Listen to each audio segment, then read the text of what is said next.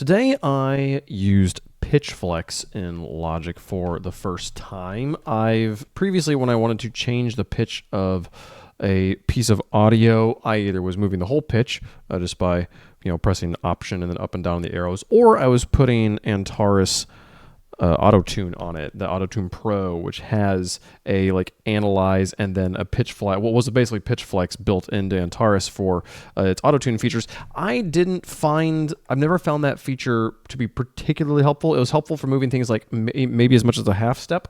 Anything more than that, it was really modifying the sound. And so I did a little bit of Googling and a little bit of video watching, and then found the pitch flex button and was able to when you turn this on originally, the flex it puts it into flex time for you to move things around. I was like, that's not what I wanted. Then eventually found pitch flex here, and then it was just kind of dragging and dropping. I don't really know exactly what these do. What these pitch drift is. The fine pitch does move things up to scale degrees there, like little hertz, little cents. Otherwise you just drag it up and down by pitch there.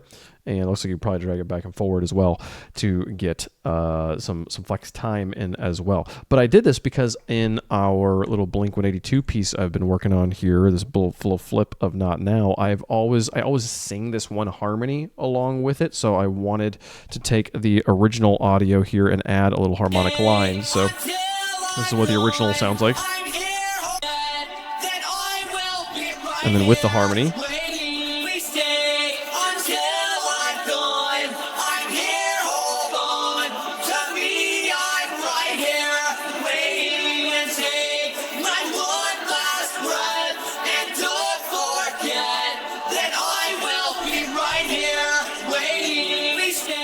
I find that super satisfying, especially as something that's been ringing around in my head, and that when I'm in my car, I'll sing along to get to hear kind of almost as if it's what the original sounded like, and in context.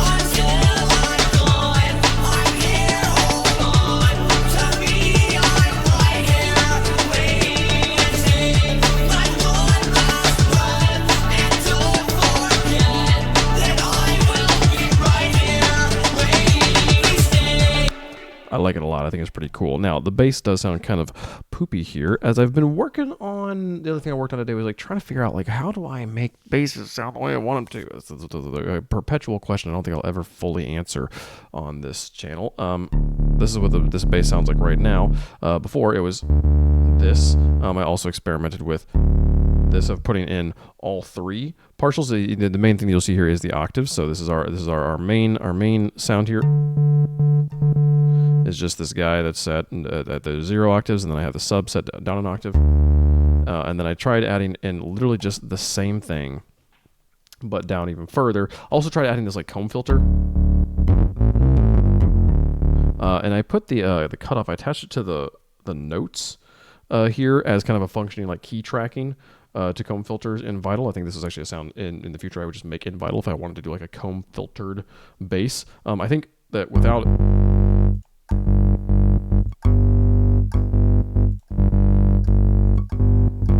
it sort of felt like it gave it more of that edge that I was looking for.